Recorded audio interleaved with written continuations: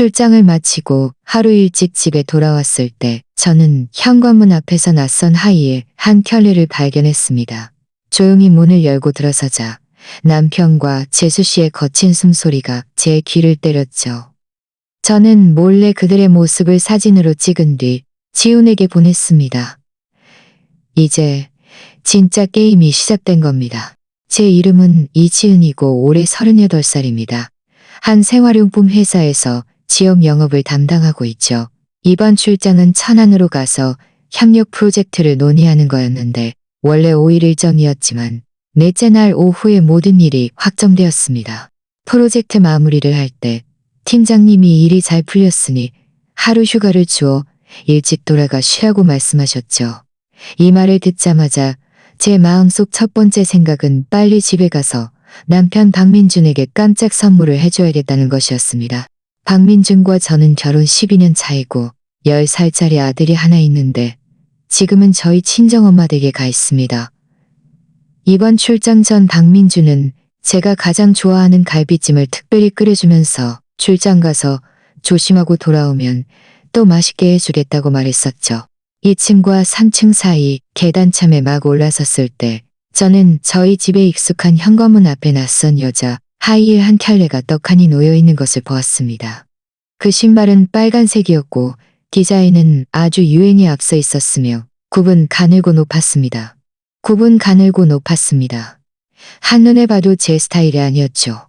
저는 평소 업무를 보러 다닐 때는 편하게 플랫슈즈며 굽이 낮은 신발을 신었고 이런 얇은 하이힐은 한 번도 사본 적이 없었습니다. 제 마음은 순간 철렁했고 발걸음도 멈췄습니다. 그때는 오후 4시가 넘은 시간이었는데 박민주는 이 시간에 회사에서 일하고 있어야 할 텐데 어떻게 우리 집에 누가 그것도 여자가 있을 수 있지? 생각할수록 뭔가 이상했습니다. 저는 조용히 발소리를 죽여 천천히 3층으로 올라갔습니다. 우리 집 문 앞에 다다라 귀를 기울여 보니 집 안은 조용했고 아무 소리도 들리지 않았습니다. 저는 다시 그 신발을 자세히 살펴보았습니다. 굽에는 아직 흙이 조금 묻어 있었는데 마치 방금 신고 온 듯 했습니다. 저희 아파트 복도는 깨끗한 편인데 최근 비가 와서 현관 앞길에만 흙탕물이 좀 있었거든요.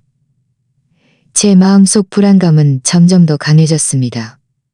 휴대폰을 꺼내 박민준에게 전화하려 했지만 화면 위에서 손가락이 멈칫하며 차마 누르지 못했습니다. 혹시라도 전화를 걸었다가 제 마음을 무너뜨릴 만한 어떤 것을 듣게 될까가. 박민준과 저의 오랜 세월 동안의 감정은 비록 평범했지만 늘 안정적이었습니다. 저는 그가 저를 배신할 거라는 생각은 한 번도 해본 적이 없었습니다. 한참을 망설이다가 저는 결국 휴대폰을 다시 넣었습니다. 직접 확인해보고 싶었습니다. 혹시 친척이라도 집에 온 걸까? 예를 들어 그의 누나들.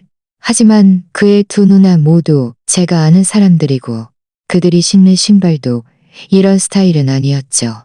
저는 심호흡을 한 번 하고 손을 뻗어 문손잡이를 잡았습니다. 저희 집 문은 오래된 방화문이라 손잡이를 돌리면 약간의 소리가 났습니다. 저는 최대한 조심스럽게 아주 천천히 손잡이를 돌렸습니다. 딸깍 하는 작은 소리와 함께 문이 열렸습니다. 저는 즉시 문을 밀고 들어가지 않고 먼저 문틈을 살짝 벌려 집 안을 들여다보았습니다. 거실의 커튼이 반쯤 쳐져 있어 빛이 어두웠습니다. 저는 소파의 윤곽과 거실 탁자 위에 놓인 물컵 2개를 볼 수 있었습니다. 바로 그때 저는 희미한 낮은 속삭임을 들었습니다. 여자의 목소리 같았습니다. 이어서 남자의 웃음소리가 들려왔습니다. 그 웃음소리는 너무나 익숙했습니다. 바로 박민준의 웃음소리였습니다. 제 심장은 순식간에 바닥까지 가라앉았고 온몸에 피가 얼어붙는 듯 했습니다. 손에 들고 있던 닭발이 쿵 하고 바닥에 떨어졌지만 저는 전혀 느끼지 못했습니다. 눈은 그 문틈을 죽으림을 다해 노려보고 있었고 머릿속은 온통 하얘져 오직 한 가지 생각만 남았습니다. 그가 정말로 나를 배신했구나. 우리 집에서 다른 여자와 함께 닭발이 바닥에 떨어지는 소리는 그리 크지 않았지만 이 조용한 복도에서는 유난히 귀에 거슬렸습니다. 저는 온몸이 굳어버렸고 황급히 쪼그리고 앉아 숨을 죽인 채 집 안의 소리에 귀 기울였습니다. 안에 있는 사람들이 놀랄까봐 두려웠습니다. 다행히 집 안에서는 아무런 움직임이 없었고 그 희미한 속삭임과 웃음소리는 계속되는 듯했습니다. 저는 한숨을 내쉬고 천천히 바닥에 떨어진 닭발을 주워 복도 창틀에 놓았습니다. 그리고 다시 문틈으로 다가갔습니다. 이번에는 눈을 더 가까이 대고 거실 상황을 자세히 보려고 노력했습니다.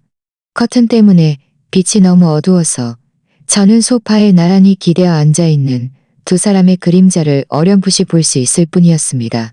그중 한 사람의 윤곽은 너무나 익숙했습니다. 바로 박민준이었습니다. 다른 한 사람은 옅은 색 옷을 입고 있었고 머리가 길었습니다. 한눈에 봐도 여자였습니다. 제 심장은 보이지 않는 손에 꽉 쥐어지는 듯 아파서 숨을 쉴 수 없었습니다. 저는 입술을 꽉 깨물고 소리를 내지 않으려 했었지만 눈물은 이미 눈가에 가득 고였습니다. 박민준과 결혼한 지 이렇게 오랜 세월 동안 저는 매일 아침 일찍부터 밤늦게까지 영업을 뛰며 돈을 더 벌어 이 가정을 좀 더 잘 살게 하려고 노력했습니다.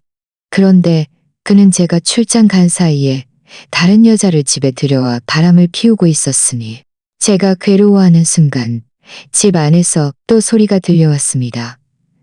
이번에는 여자의 교태 섞인 숨소리와 박민준의 거친 숨소리였습니다. 이어서 여자가 애교 섞인 낮은 목소리로 말하는 것이 들렸습니다. 민준 오빠, 정말 너무해. 지은 언니가 갑자기 돌아올까봐 무섭지도 않아? 이 말을 듣자마자 제 심장은 목구멍까지 치솟았습니다. 이 목소리, 왜 이렇게 익숙하지? 저는 미간을 찌푸린 채 곰곰이 생각했습니다. 갑자기 온몸이 전율했습니다. 이 목소리는 바로 재수씨 김서연의 목소리가 아닌가. 김서연은 박민준의 동생임 박지훈의 아내로 시집 온 지 3년이 되었습니다. 평소에는 참 착하고 성실해 보였고 저를 만날 때마다 형수님, 형수님, 형수님 하고 살갑게 불렀으며 늘 저를 본받아 박지훈과 잘 살겠다고 말하곤 했습니다. 저는 그녀가 박민준과 이런 짓을 벌일 거라고는 상상조차 하지 못했습니다. 이어서 박민준의 목소리가 들려왔습니다. 약간의 짜증과 아첨이 섞인 목소리였습니다. 뭐가 무서워? 그 사람 출장 5일인데 오늘 겨우 넷째 날이야? 설마 돌아오겠어? 그리고 설령 일찍 돌아온다고 해도 내가 다 막을 방법이 있어. 김서연은 다시 교태롭게 웃으며 말했습니다. 민준 오빠, 오빠는 나한테 정말 잘해줘. 지훈 오빠 그 나무토막 같은 사람보다 훨씬 나아. 그 사람은 맨날 일만 할 줄 알지. 감정이라고는 하나도 없어. 당연하지. 박민준이 웃으며 말했습니다. 나랑 같이 있으면 분명 행복할 거야. 이어서 더 야릇한 숨소리가 이어졌습니다. 걱정 마. 이번에 보너스 받으면 서연 씨가 지난번에 받은 그 금팔찌 사줄게. 정말? 저는 더 이상 그 뒤의 말들을 들을 수 없었습니다. 한마디 한마디가 날카로운 칼날이 되어 제 심장을 사정없이 찔렀습니다. 온몸에 피가 역류하는 듯했고 분노, 억울함, 수치심 등 온갖 감정들이 뒤섞여 당장이라도 뛰쳐들어가 저 파렴치한 것들을 갈갈이 찢어버리고 싶었습니다. 저는 주먹을 꽉 쥐었고 손톱이 손바닥을 깊이 파고들었지만 아픔조차 느끼지 못했습니다. 몇 번이고 문을 박차고 들어가고 싶었지만 이성이 저를 붙잡았습니다. 혹시라도 그들에게 맞거나 오히려 내가 그들을 모함한다고 뒤집어 씌워지면 나만 손해보는 거야. 나는 확실한 증거를 확보해야 해. 그들이 변명할 수 없도록. 여기까지 생각하자 저는 천천히 몇 걸음 뒤로 물러나 주머니에서 휴대폰을 꺼냈습니다. 카메라를 켜고 무음 모드로 설정했습니다. 그리고 다시 문틈으로 다가가 휴대폰 카메라를 집 안방향으로 맞췄습니다. 저는 휴대폰이 흔들리지 않도록 최대한 안정적으로 잡고 천천히 각도를 움직여 그들의 추잡한 모습을 좀 더 선명하게 찍으려 했습니다. 빛이 어두웠지만 그들이 함께 있는 모습을 찍을 수만 있다면, 거기에 들은 녹음까지 더해진다면 최고의 증거가 될 것이었습니다. 몇 장의 사진을 찍은 후 저는 녹음 기능을 켰습니다. 휴대폰을 문틈에 대고 아내 소리를 녹음하게 했습니다. 집안의 숨소리와 야릇한 대화는 계속되고 있었고 1초가 녹음될 때마다 제 마음은 1분씩 더 고통스러웠습니다. 하지만 동시에 제 눈빛은 점점 더 굳건해졌습니다. 박민준, 김서연, 너희 파렴치한 것들. 나를 배신하고 이 가정을 배신했으니 나는 너희를 절대 용서하지 않을 거야. 너희가 저지른 짓에 대한 대가를 치르게 할 거야. 약 2분 정도 녹음하자 증거는 충분하다고 생각했습니다. 저는 천천히 휴대폰을 거두어들였습니다. 휴대폰 속 사진과 녹음 파일을 보며 저는 깊은 숨을 내쉬었습니다. 그리고는 조용히 계단참으로 물러나 벽에 기대어 격앙된 감정을 진정시키려 했었습니다. 이제 증거는 확보했으니 어떻게 해야 할까? 당장 뛰쳐들어가 따지는 건 안 돼. 그렇게 하면 그들이 너무 쉽게 넘어가는 거야. 제 머릿속에 갑자기 한 가지 생각이 스쳤습니다. 김서연은 박지훈의 아내입니다. 박지훈은 평소 서연을 아주 아꼈습니다. 만약 그가 자신의 아내가 형과 이런 짓을 벌였다는 것을 알게 된다면 어떻게 될까? 여기까지 생각하자 제 입가에 차가운 미소가 번졌습니다. 좋아. 너희가 이런 뻔뻔한 짓을 저지를 용기가 있다면 나도 가만히 있지 않을 거야. 이 증거들을 박지훈에게 보내서 그가 저 남녀를 확실히 처리하게 해야겠어. 이제 막 진짜 게임이 시작된 거야. 저는 계단참 벽에 기대어 서 있었고 가슴은 여전히 격렬하게 들썩였습니다. 방금 들었던 그 말들, 그리고 그 파렴치한 남녀의 숨소리가 마치 저주처럼 제 귓가를 맴돌며 사라지지 않았습니다. 저는 정신을 차리려고 제 자신을 세게 꼬집었습니다. 지금은 슬퍼할 때가 아니야. 증거를 더 확실하게 확보해야 해. 저는 다시 휴대폰을 확인하고 카메라와 녹음 기능이 모두 모음으로 설정되어 있는지 확인했습니다. 그리고는 조심스럽게 우리 집 문 앞으로 돌아갔습니다. 이번에는 혹시라도 안에 있는 사람들이 눈치챌까봐 감히 문틈에 눈을 대지 못했습니다. 그저 휴대폰을 들어 문틈 위치에 맞추고 천천히 각도를 조절했습니다. 복도는 아주 조용했고 제 심장이 쿵, 쿵, 쿵, 쿵 하고 북소리처럼 울리는 소리만 들렸습니다. 저는 숨을 죽이고 손가락으로 조심스럽게 촬영 버튼을 눌러 사진을 한 장 찍었습니다. 빛이 너무 어두워서 휴대폰 화면을 통해서만 안의 대략적인 상황을 확인할 수 있었습니다. 박민준과 김서연은 여전히 소파에 기대어 있었고 그들의 친밀한 행동은 역겨울 정도였습니다. 열대 장의 사진을 찍은 후 저는 동영상 모드로 전환했습니다. 동영상이 사진보다 그들의 추악한 모습을 더 직접적으로 기록하고 설득력 있게 보여줄 수 있을 것 같았습니다. 휴대폰 렌즈를 고정하고 최대한 화면이 흔들리지 않도록 한 다음 녹화 버튼을 눌렀습니다. 집안의 소리는 문틈을 통해 흘러나왔고 김서연의 곁에 섞인 신음소리, 박민준의 애정 표현하는 목소리, 그리고 가구가 미세하게 흔들리는 소리까지 휴대폰에 선명하게 녹음되었습니다. 평소 김서연이 저희 집에 손님으로 올 때마다 늘 착하고 얌전한 모습으로 제가 음식을 차리고 설거지하는 것을 돕고 형수님이라고 누구보다 살갑게 부르던 모습이 떠올랐습니다. 이제 와서 생각해보니 그 모든 것이 연기였습니다. 그리고 박민준.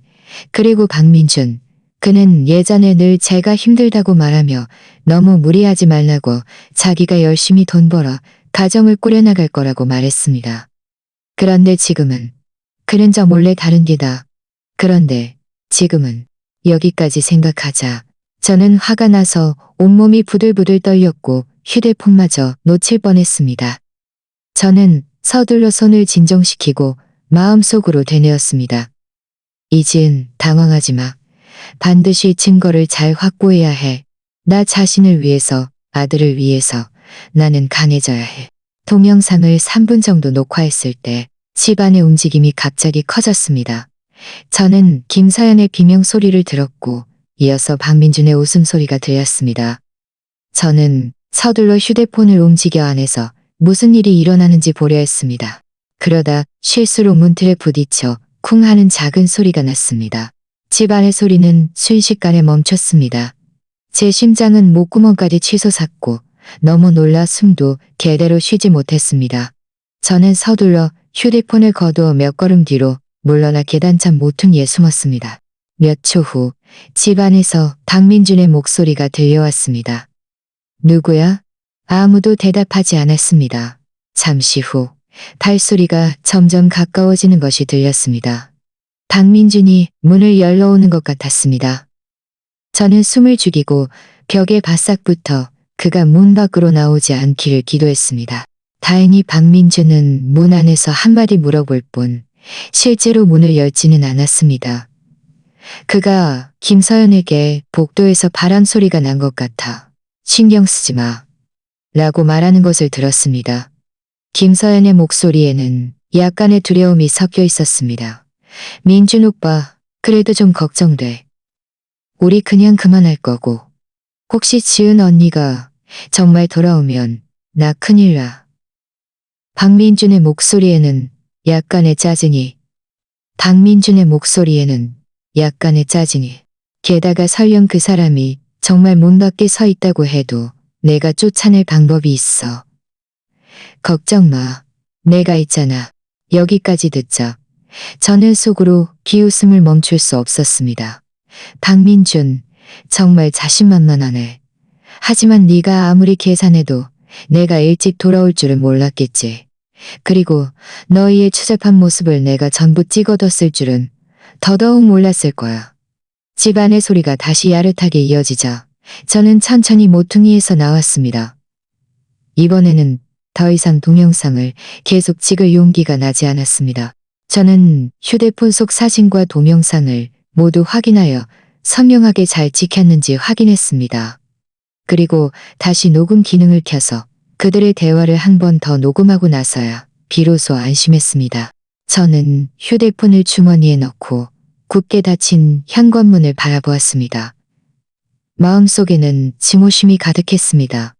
이 문은 한때 저의 따뜻한 가정을 상징하는 것이었지만 이제 그 안에는 이렇게 더러운 짓이 숨겨져 있었습니다.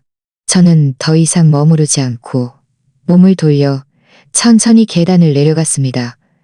2층과 3층 사이 계단참에 다다랐을 때 창틀에 놓아두었던 닭발을 보았습니다. 박민준을 위해 특별히 사온 것이었는데 이제 와서 생각하니 정말 비웃음이 나올 지경이었습니다. 저는 닭발을 집어 옆에 있는 쓰레기통에 던져 넣었습니다. 아파트 건물 밖으로 나오자 저녁 바람이 불어왔고 그제야 조금 진정되는 것을 느꼈습니다. 저는 아무도 없는 구석진 곳을 찾아 휴대폰을 꺼내 박지훈의 카카오톡을 열었습니다. 박지훈의 프로필 사진을 보며 저는 마음속으로 중얼거렸습니다. 지훈아, 미안해. 하지만 너에게 진실을 알려야만 해.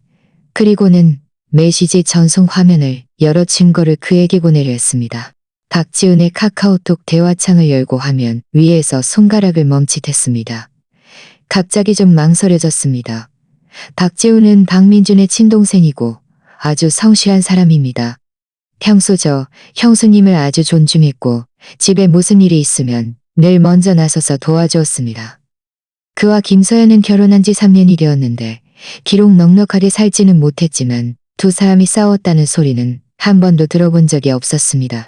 하지만 생각을 바꾸자 저는 다시 마음을 굳게 먹었습니다. 잘못한 사람은 제가 아니라 박민준과 김서연입니다. 그들이 이런 뻔뻔한 짓을 저지를 용기가 있다면 그에 대한 대가도 치러야 마땅합니다. 박지훈은 진실을 알 권리가 있습니다.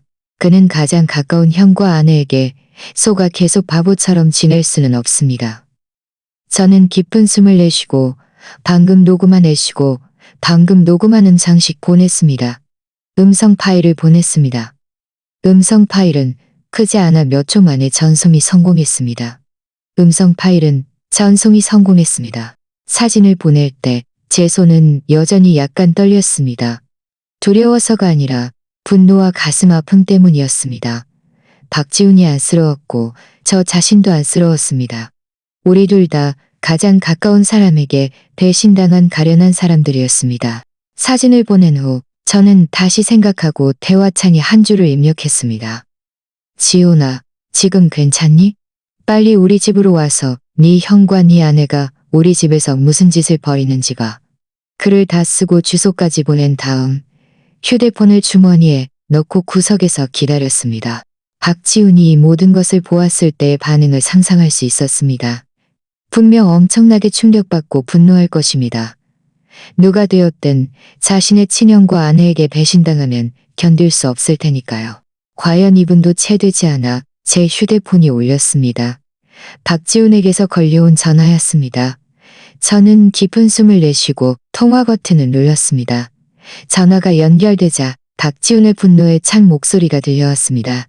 형수님, 보내신 것들이 정말이에요. 혹시 잘못 보낸 거 아니에요?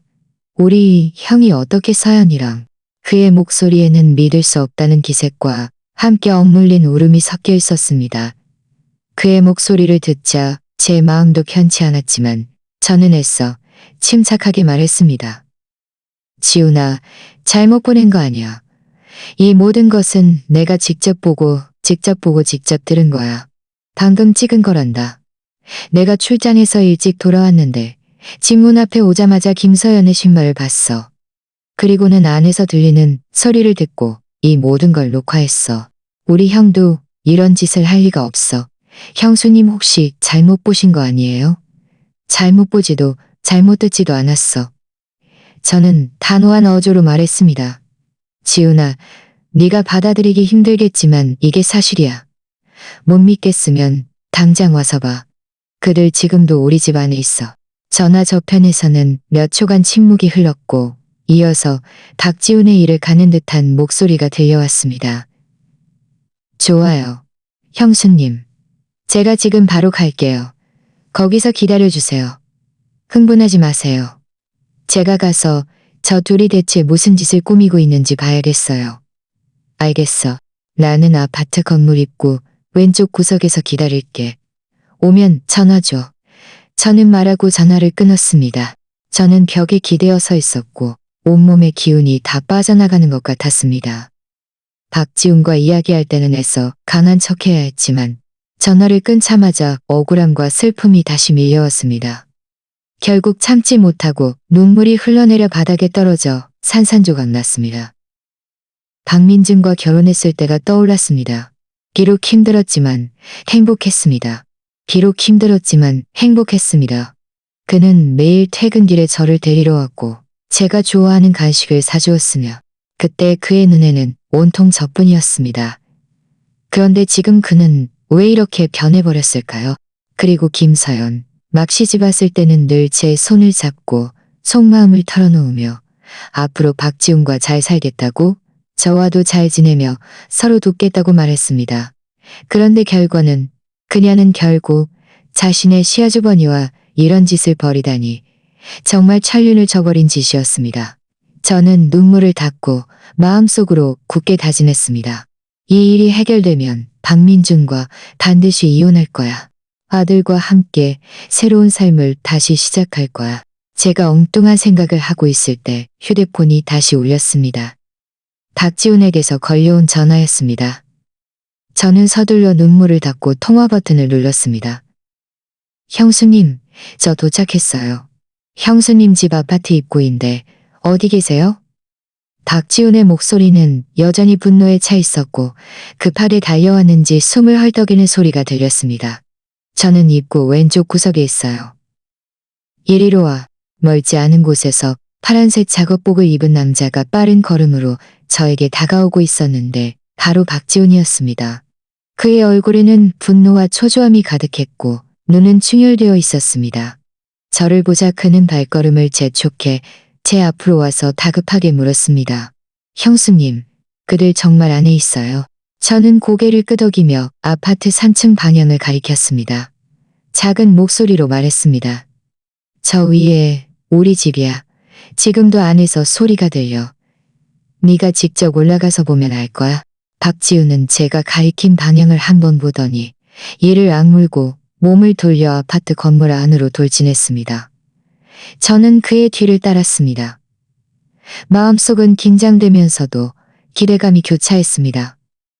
긴장되는 것은 잠시 후 무슨 일이 벌어질지 몰라서였고, 기대되는 것은 저 파렴치한 남녀가 드디어 대가를 치르게 될 것이라는 점 때문이었습니다. 박지우는 성큼성큼 급하게 계단을 뛰어 올라갔고 작업복 재킷의 옷자락이 바람에 펄럭였습니다. 저는 그의 뒤를 따랐지만 그의 발걸음을 따라잡을 수 없어 최대한 속도를 냈습니다. 마음속의 긴장감이 팽팽하게 조여와 숨쉬기조차 가빠졌습니다. 오래된 아파트의 계단은 좁고 가팔랐으며 벽면은 군데군데 얼룩져 있었습니다. 예전에는 매일 오르내릴 때 아무렇지도 않았지만 오늘은 박지훈을 따라 뛰어 올라가니 이 계단이 왜 이렇게 길게 느껴지는지 한참을 뛰어도 3층에 다다르지 못했습니다. 2층과 3층 사이 계단참에 거의 다다랐을 때 저는 3층에서 희미한 소리가 들려오는 것을 들었습니다. 여전히 김서연의 곁에 섞인 낮은 목소리와 박민준의 웃음소리가 섞여 있었습니다. 이 소리는 평소에는 아무렇지도 않았겠지만 지금 들으니 너무나 귀에 거슬려 귀를 막아버리고 싶을 정도였습니다. 박지훈도 분명히 그 소리를 들었습니다. 그의 발걸음이 뚝 멈췄고 이어서 그의 몸이 미세하게 떨리기 시작했습니다. 두려움이 아니라 배신감 때문이었습니다. 그는 고개를 돌려 충혈된 눈으로 저를 바라보았습니다. 그는 고개를 돌려감이 가득했습니다. 그 눈빛에는 분노와 굴욕감이 가득했습니다. 박지우는 깊은 숨을 내쉬고 주먹을 꽉 쥔 채 계속해서 3층으로 돌진했습니다. 우리 집 문 앞에 도착한 그는 즉시 문을 밀지 않고 귀를 기울여 집 안의 소리를 들었습니다. 김서연의 웃음소리, 박민준의 애정 표현하는 목소리가 한마디 우리 귀에 박혔습니다. 저는 박지훈 뒤에 서서 그의 어깨가 격렬하게 들썩이는 것을 선명하게 볼 수 있었습니다. 박지훈은 돌아보지 않고 이를 악물고 한마디 말했습니다. 형수님, 걱정 마세요. 제가 그들을 가만두지 않을 거예요. 말을 마치자 그는 발을 들어 우리 집 방화문을 향해 걷어찼습니다. 쾅! 하는 엄청난 소리와 함께 방화문이 흔들렸고 문 잠금 장치에서 귀에 거슬리는 소리가 났습니다. 집안의 소리는 순식간에 멈췄습니다. 이어서 박민준의 당황한 목소리가 들려왔습니다. 누구야? 미쳤어? 박지훈은 아무 말 없이 또 한 번 발로 걷어찼습니다. 이번 발길질은 아까보다 훨씬 강력했습니다. 과지 하는 소리와 함께 문 잠금 장치가 부서졌고 방화문이 활짝 열렸습니다. 저는 박지훈을 따라 집 안으로 들어섰습니다. 거실의 커튼은 여전히 반쯤 쳐져 있어 빛이 어둑했습니다. 박민준과 김서연은 당황하며 소파에서 일어서고 있었습니다. 두 사람의 옷은 구겨져 있었고 김서연의 머리는 새집처럼 헝클어져 있었으며 얼굴에는 미처 가시지 않은 홍조가 남아 있었습니다. 우리가 들어서는 것을 보자 박민준과 김서연은 둘 다 멍하니 굳었고 얼굴색은 순식간에 창백해졌습니다. 박민준은 정신을 차리자마자 서둘러 김서연 앞에 가로막고 박지훈에게 소리쳤습니다. 지훈아, 너 뭐 하는 거야? 미쳤어? 왜 우리 집 문을 차는 거야? 김서연은 겁에 질려 온몸을 떨며 박민준 뒤에 숨어 박지훈을 올려다볼 엄두도 못 내고 말을 더듬었습니다. 지훈 씨, 당신이 어떻게 여기에? 박지훈은 그들의 처참한 모습을 보며 화가 나서 눈이 충혈되었습니다. 그들을 가리키며 분노로 인해 목소리가 쉬어 있었습니다. 내가 어떻게 여기에 왔냐고? 내가 더 늦게 왔으면 너희가 나를 끝까지 바보로 만들었겠지? 박민준, 그녀는 네 친동생의 아내야. 어떻게 이런 짐승만도 못한 짓을 저지를 수 있어? 그리고 너, 김서연. 내가 너한테 못해줬어. 왜 나를 배신하고 우리 형이랑 이런 짓을 벌여? 김서연은 박지훈의 욕설에 고개를 들지 못하고 눈물을 뚝뚝 흘리며 울면서 말했습니다. 지훈 씨, 고의가 아니었어요. 민준 오빠가 저를 협박했어요. 박민주는 이 말을 듣자마자 화를 내며 몸을 돌려 김서연에게 소리쳤습니다. 김서연, 함부로 말하지 마. 분명 네가 먼저 나를 유혹했잖아. 네 남편 지훈이는 감정도 모른다고 나를 좋아한다고 말했으면서 이제 와서 내가 너를 협박했다고? 두 사람은 순식간에 서로에게 소리치며 서로를 비난하기 시작했습니다. 저는 문가에 서서 이 모든 상황을 냉정하게 지켜보았습니다. 마음속에는 아무런 동요도 없었고 오직 역겨움만이 가득했습니다. 저 파렴치한 것들은 이 순간에도 서로에게 책임을 전가하고 있었으니 정말 파렴치함의 극치함의 극치함의 극치함의 극치함을. 박지우는 그들이 서로 물어뜯는 모습을 보며 화가 나서 온몸을 떨었습니다. 한 걸음 앞으로 다가가 박민준의 옷깃을 잡아채고 주먹을 들어 박민준의 얼굴을 때리려 했습니다. 저는 서둘러 앞으로 나서서 그를 막으며 말했습니다. 지훈아, 때리지 마. 때리면 네 손만 더러워져. 우리는 증거가 있으니 그와 싸울 필요 없어. 그가 완전히 망신당하게 하면 돼. 그가 완전히 망신당하게 하면 돼. 박민주는 박재훈에게 옷깃을 잡힌 채 얼굴이 새빨개져 있었고 거둥거리면서 소리쳤습니다. 이지은, 이 빌어먹을 년. 저는 비웃으며 그의 앞으로 다가가 휴대폰을 꺼내 찍어둔 사진과 동영상을 그의 앞에 내밀었습니다. 박민준, 이것 좀 봐. 이게 내가 고의로 한 짓 같아? 네가 스스로 뻔뻔한 짓을 저지른 건데 누굴 탓해? 나한테 미안하지도 않아? 우리 아들한테도 미안하지 않아?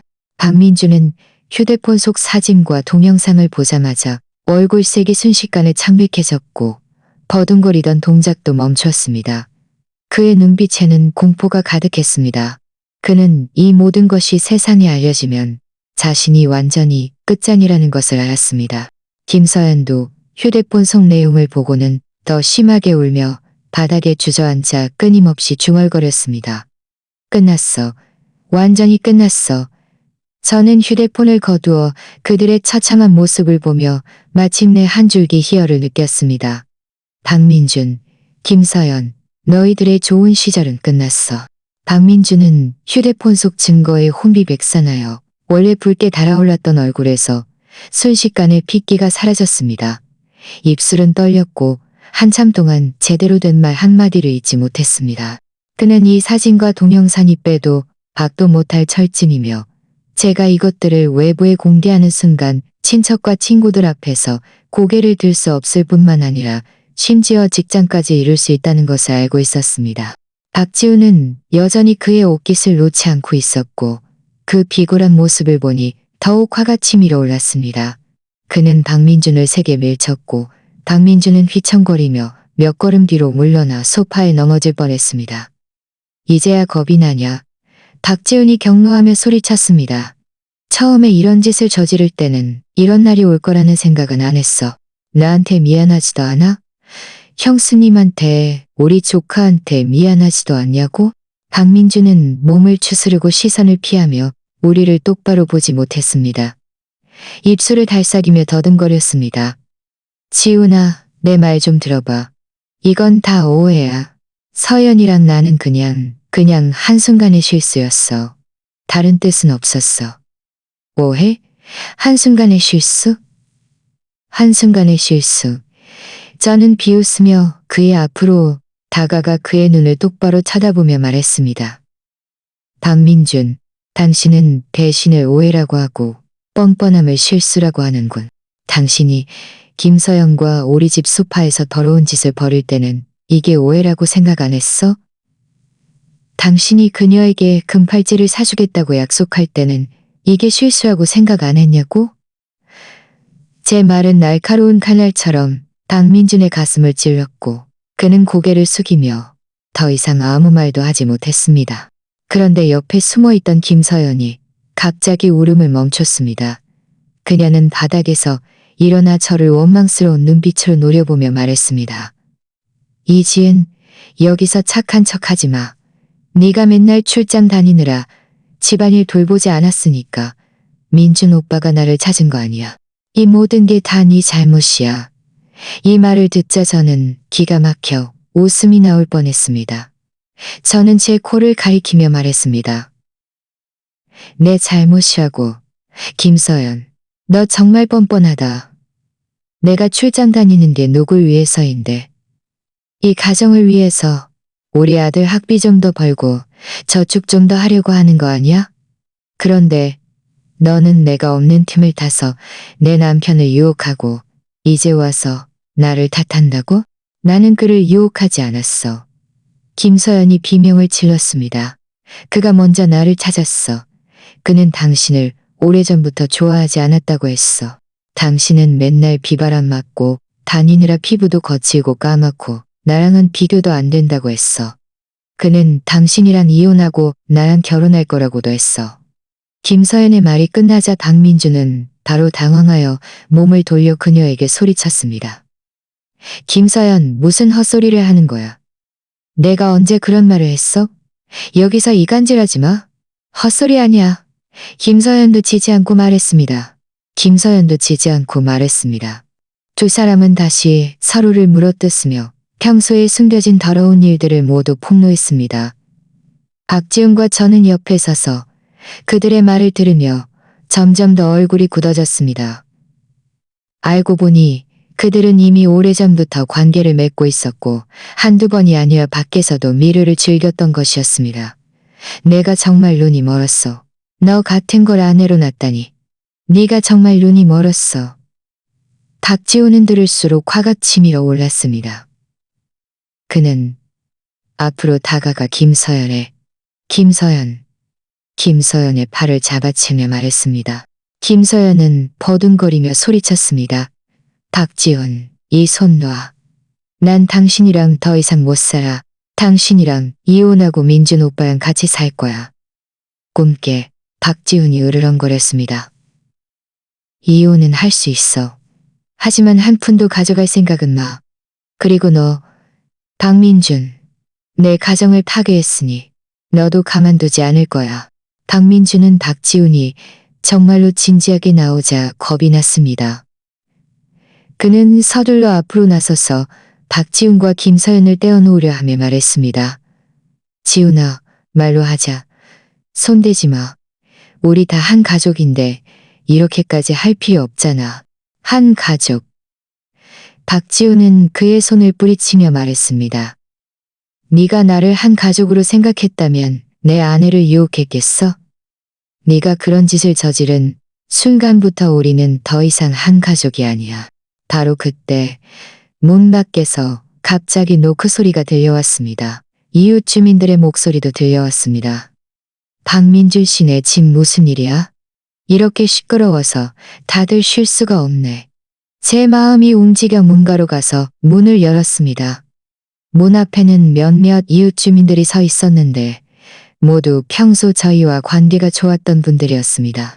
그들은 집안의 어수선한 모습, 그리고 김서연의 붉어진 눈과 박민준의 처참한 모습을 보고 모두 호기심 가득한 표정을 지었습니다. 박민준과 김서연은 이웃 주민들이 온 것을 보고 얼굴색이 순식간에 창백해졌습니다. 박민준은 서둘러 앞으로 나서서 문을 닫으려 하며 말했습니다. 아무 일도 아니에요. 그냥 집안에 작은 문제가 좀 있었는데 금방 괜찮아질 거예요. 저는 그의 팔을 잡고 막아서며 이웃 주민들에게 말했습니다. 이웃 여러분, 죄송합니다. 쉬시는데 방해가 되었네요. 하지만 오늘은 제가 이웃 여러분께 공정하게 판단해달라고 해야겠습니다. 저는 말하면서 휴대폰을 꺼내 방금 찍은 사진들을 이웃 주민들에게 내밀었습니다. 여러분 보세요. 제가 출장에서 일찍 돌아왔는데 제 남편 박민준과 재수씨 김서연이 우리 집 소파에서 더러운 짓을 벌이고 있는 것을 봤습니다. 이 두 사람은 한 명은 아내를 배신하고 다른 한 명은 남편을 배신했으니 이웃 주민들은 사진을 보고 모두 경악했습니다. 그들은 서로 눈짓하며 수군거리기 시작했고 박민준과 김서연을 향한 시선에는 경멸감이 가득했습니다. 박민준과 김서연은 너무나 부끄러워 고개를 들지 못하고 땅속으로라도 숨고 싶어 했습니다. 이웃 주민들의 수군거림은 점점 더 커졌습니다. 어떤 이는 박민준이 양심 없다고 말했고 어떤 이는 김서연이 영치도 모른다고 욕했습니다. 박민준과 김서연은 욕을 먹으며 고개를 들지 못했고 박민준은 이 굴욕을 더 이상 견딜 수 없었는지 갑자기 고개를 들고 이웃 주민들에게 소리쳤습니다. 다들 닥쳐. 이건 우리 집안일이야. 당신들이랑 무슨 상관이야. 어서 가. 그러나 이웃 주민들은 전혀 그의 말을 듣지 않았습니다. 한 아주머니가 나서서 말했습니다. 박민준 씨, 그렇게 말하면 안 되지. 집안일은 문 닫고 하는 게 집안일이지만 당신들이 이렇게 풍속을 해치운 짓을 벌이면 영향이 너무 나쁘잖아. 지은 씨는 좋은 여자야. 매일 힘들게 출장 다니며 돈 벌어오는데 어떻게 그럴 수 있어? 그리고 서연 씨, 당신 남편 지훈 씨는 성실한 사람이고 당신한테 진심으로 잘해줬는데 어떻게 그 사람 몰래 시아주번이랑 이런 짓을 벌여. 정말 말도 안 되는 짓이야. 이웃 주민들의 이런 말에 김서연의 감정은 완전히 무너졌습니다. 그녀는 갑자기 박지훈의 손을 뿌리치고 박민준에게 달려가 그를 핥히고 울부짖으며 말했습니다. 다 당신 때문이야. 당신이 나를 협박하지 않았으면 내가 어떻게 여기까지 왔겠어. 당신이 사기꾼. 나한테 책임지겠다고, 나랑 결혼하겠다고 했으면서 결국 이렇게 나를 망신시켜.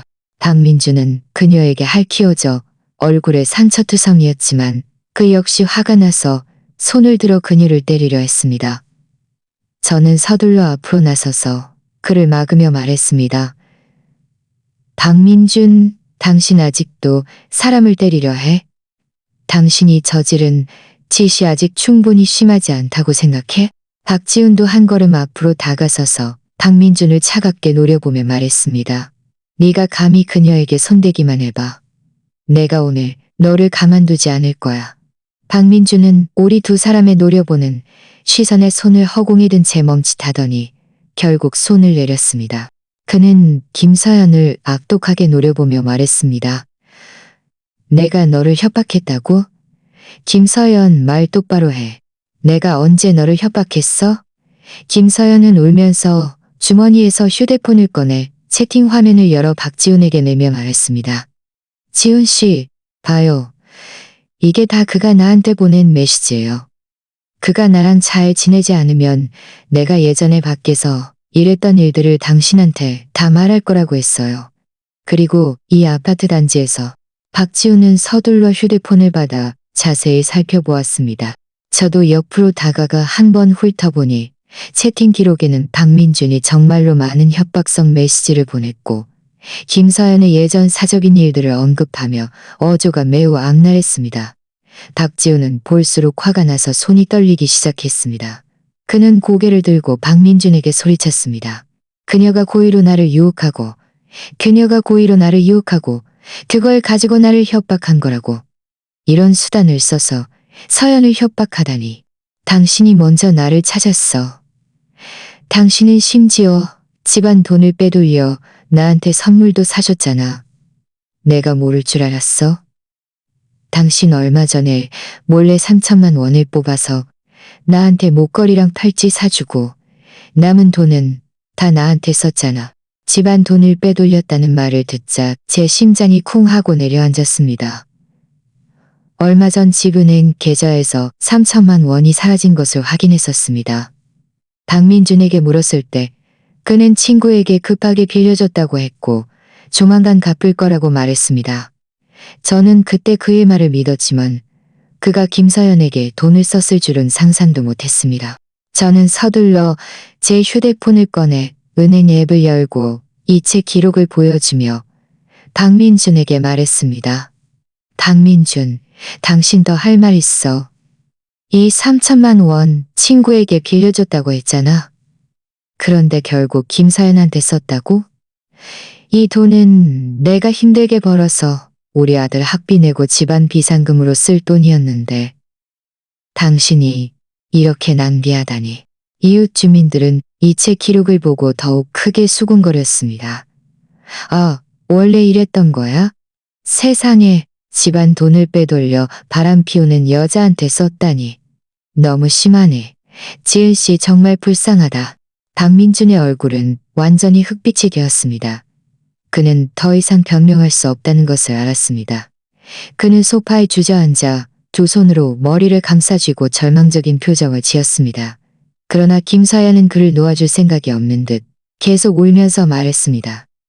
그는 집안 돈을 빼돌린 것뿐만 아니라 나한테 당신 손에 있는 돈을 다 속여서 빼낸 다음에 이혼하고 나랑 멀리 도망갈 거라고 했어요.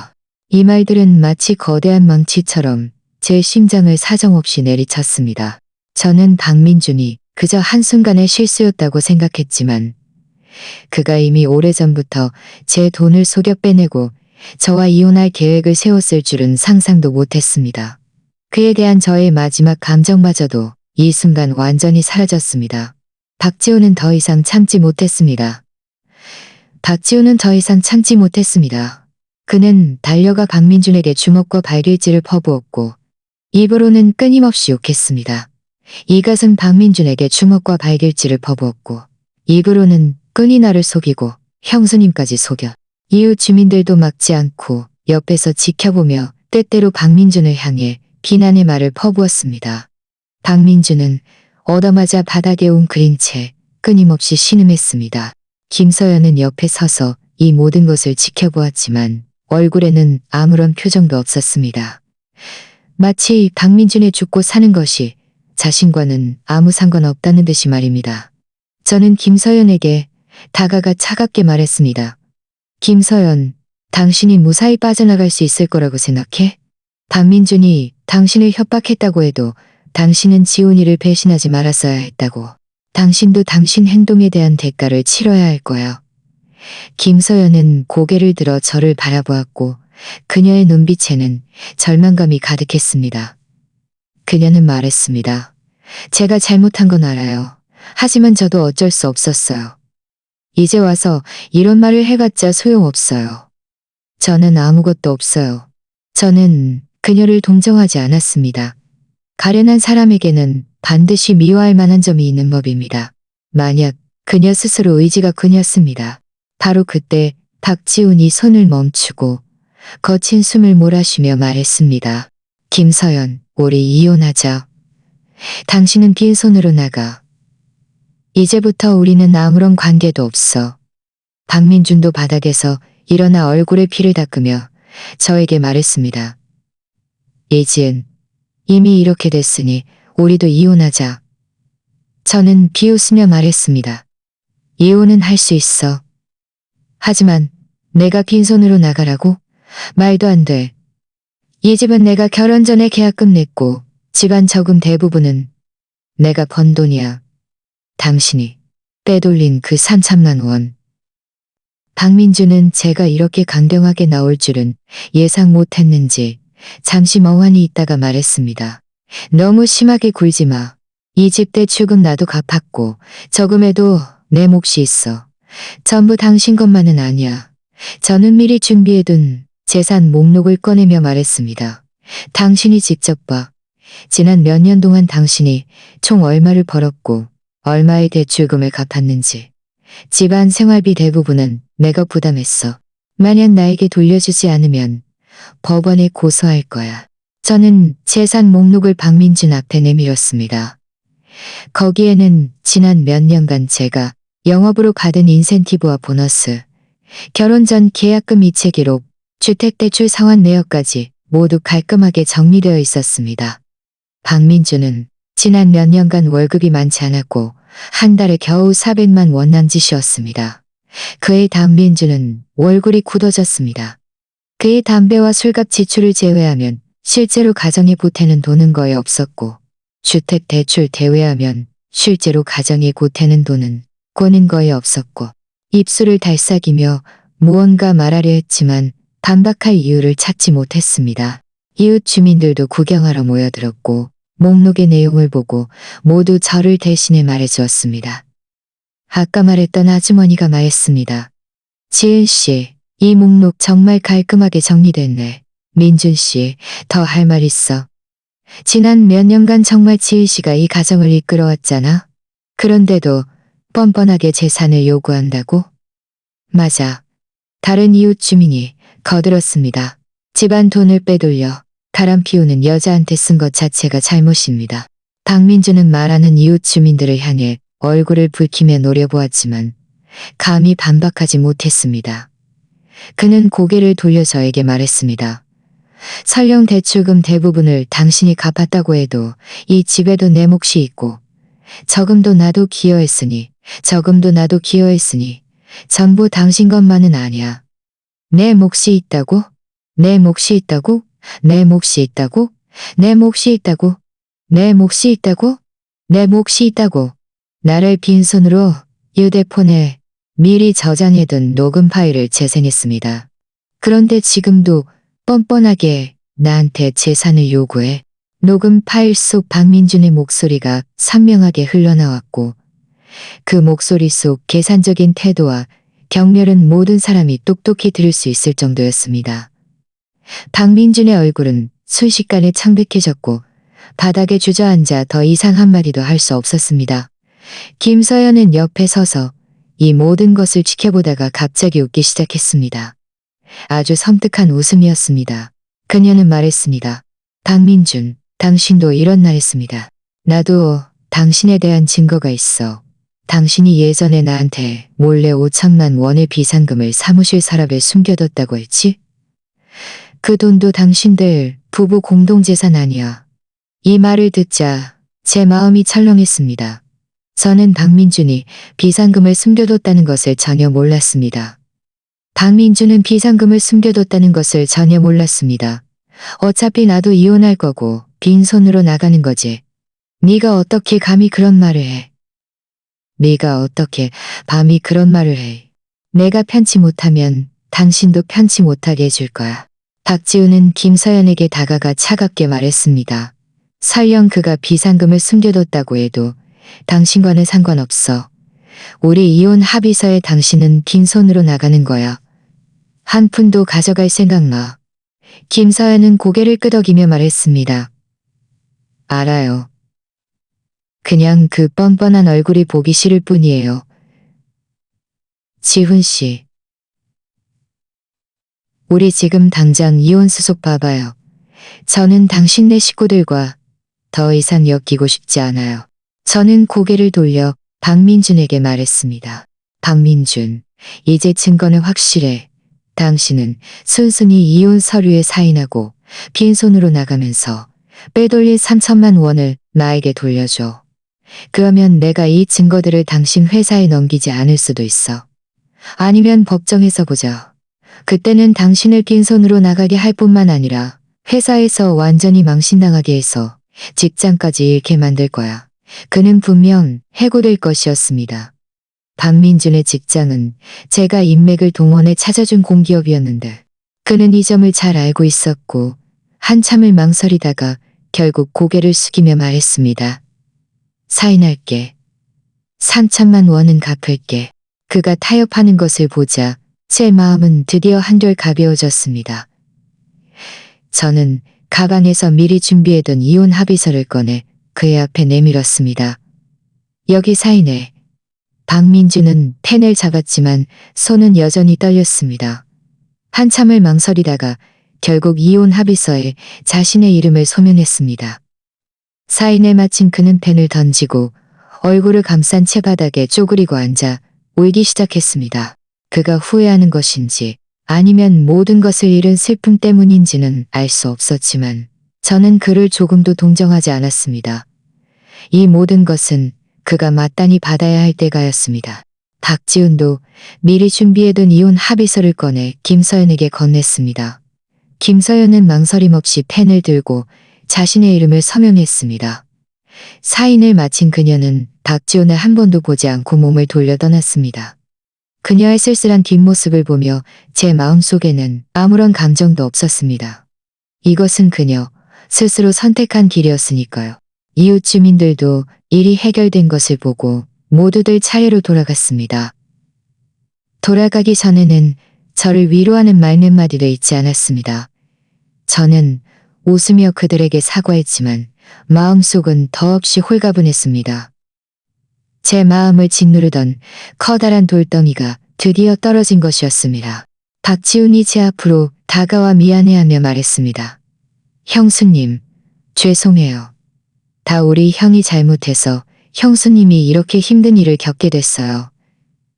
앞으로 무슨 일이든 저한테 언제든지 말씀해 주세요.